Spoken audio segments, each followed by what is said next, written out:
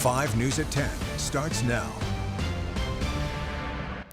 4 separate water main breaks in northwest Arkansas in the last 3 days. City leaders in Fort Smith calling for its residents to conserve water. And it's now been 8 days since the deadly attack in Devil's Den State Park. What we're learning today from the suspect's past. Thank you so much for joining us for your 5 News at 10. I'm Kayla Davis, joined here by 5 News forecaster Joshua Weisel. Josh, we've had a super cool weekend. I'm hoping it's going to be like that next week, but you're going to tell us what we're going to expect. Yeah, so we've got one more day with those nice temperatures. Unfortunately, we're about to see that summer heat come back to the area. Yeah. So enjoy tomorrow while it lasts, because it's going to be another cooler day across the area. And you know, the last couple of nights doing a 10 o'clock show, it has been refreshing for a while there. We had a feels like temperature that was above the actual air temperature by several degrees, even after the sunset. Right now, 74 in Bentonville, currently 79 in Fort Smith. Feels like 81, but notice that feels like temperature is not dramatically higher. It's only been off by a couple degrees throughout the day today. Radar's clear, so we don't have any sort of rain in our area for the time being, so there's some good news there. For the next several hours, just some clouds here and there, not too bad as we start off tomorrow morning, so another pleasant overnight and tomorrow morning as well. Well, the latest details on the forecast coming up. All right, thanks, Josh. Fort Smith entered phase 2 of emergency water conservation today after a major water main break early this morning. 5 News reporter Claire Everbach has been following this story and others like it happening across the area. We found that a 24-inch concrete line, which is a transmission line, had burst. And we've been trying to shut it down, reroute water to the south side of town. And of course, right now we're excavating the pipe. Crews in Fort Smith responded early this morning to a major water main break near Phoenix Avenue and Airport Drive. Director of Water Utilities Lance McAvoy says the likely cause was simple: age. This pipe is well over 50 years old.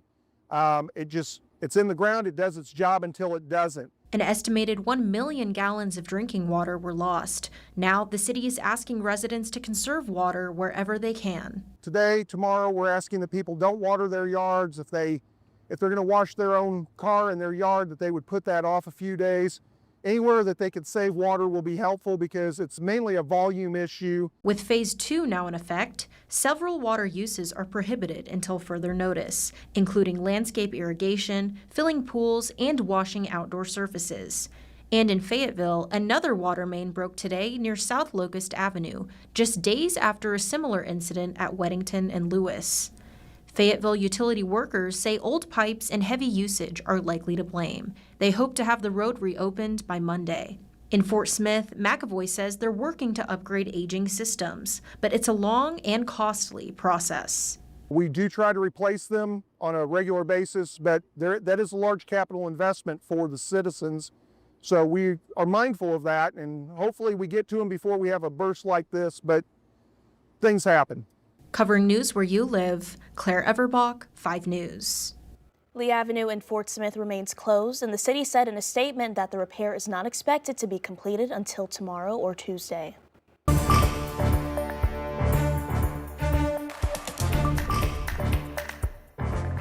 Well, we're learning more about the suspect's past and the double homicide at Devil's Den State Park last Saturday. Andrew James McGann is accused of killing 41-year-old Kristen Brink and 43-year-old Clinton Brink on a trail in Devil's Den Park. He was arrested on Wednesday at a salon in Springdale after state police followed up on a tip about his black sedan. We're learning that McGann grew up in Chicago and graduated from Fenwick High School in Oak Park, Illinois back in 2015.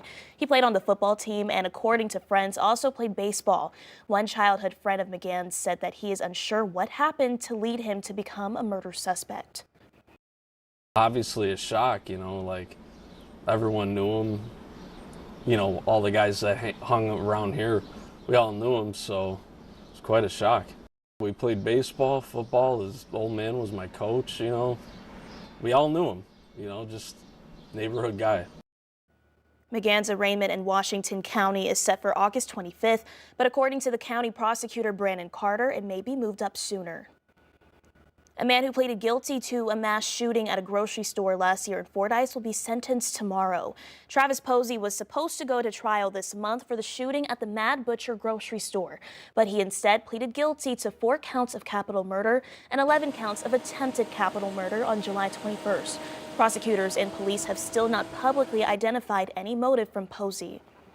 We're also learning that a fatal crash early this morning in Sequoia County caused westbound I-40 to be closed for more than 13 hours. The interstate closed at around 1:35 this morning. It happened between Muldrow and Salisaw. We've learned that 69-year-old John Bean died in the crash. We'll keep you updated with any more information on 5newsonline.com. Well, there's been a surge in EBT fraud in Arkansas over the last 6 months. Hundreds have reported their food assistance drained within hours of deposit. Arkansas Attorney General Tim Griffin is dedicating resources to help combat the issue. Griffin created a task force aimed at combating the fraud with a special group that looks at the EBT scams. He says that prevention is key for keeping the benefits in the hands of Arkansas families instead of the criminals. Part of that prevention is making sure you aren't using your card on a skimming machine. Griffin says that asking yourself these questions can help keep benefits safe. What that looks like, does it look like it's been tampered with? Does it look like something has been attached to the swiping apparatus technology? Because what will happen a lot of times is they will attach something that can then read the card. Being vigilant about purchases on your card and monitoring the account are 2 important steps to make sure your benefits are safe. But if you do fall victim, Griffin says it's not likely you would see that money back. The AG's office said that there are multiple agencies that can take reports, but you can always call them directly to file one. President Trump is taking aim at the Senate Minority Leader Saturday. He also told Senate Republicans to go home for a month-long recess. CBS News' Willie James Inman has more. President Trump lashed out at Senate Minority Leader Chuck Schumer late Saturday, telling him to, quote, go to hell, and abruptly ending talks over dozens of pending nominee confirmations. The president's True Social tirade came just hours before lawmakers were expected to strike a deal. Instead, the president told Republicans to, quote, not accept the offer. Republicans hoped to make a deal with Democrats and came close as the 2 parties and the White House negotiated over moving a large tranche of nominees in exchange for reversing some of the Trump administration's recent cuts to foreign aid, among other cuts. But there was no agreement, prompting the president to attack Schumer and the Senate to head home for a month-long recess. We were serious about trying to make some progress. But ultimately, Trump wouldn't agree. He took his ball, he went home, leaving Democrats and Republicans alike wondering what the hell happened. Prior to the face-off between the president and Senator Schumer, the Senate rapidly voted through a number of nominees. Among those given a green light, Jeanine Pirro, who was confirmed 50-45 as the U.S. Attorney for the District of Columbia. In other weekend political news, former special counsel Jack Smith, who investigated President Trump before his re-election, is under investigation.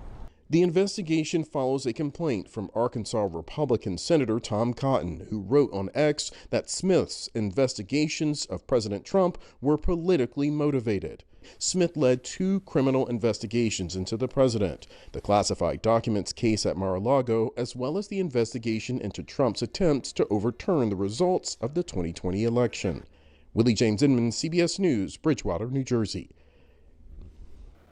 Above average temperatures and dry conditions in the west have sparked some of the largest wildfires of the year so far. The wildfire in Arizona's Grand Canyon National Park is now the nation's largest at well over 100,000 acres. The flames began almost a month ago and destroyed the historic Grand Canyon Lodge on North Rim. A wildfire in Utah has prompted a state of emergency declaration, and another one in Southern California has resulted in evacuations for 2 counties. Here in Arkansas today, we've seen the smoke from wildfires in Canada. Many in the Northeast and upper Midwest have also been under air quality alerts. A nonprofit serving adults with developmental disabilities opened a second new group home in Cave Springs on Thursday. Our partners at the Bentonville Bulletin say Pathfinder NWA serves just over 100 participants with developmental disabilities in the region with rapid growth over the last 2 years. Pathfinder's Director of Regional Development says there's a long waiting list and the new home fills a big need. The newly opened home will serve 8 new residents with 24/7 staffing support.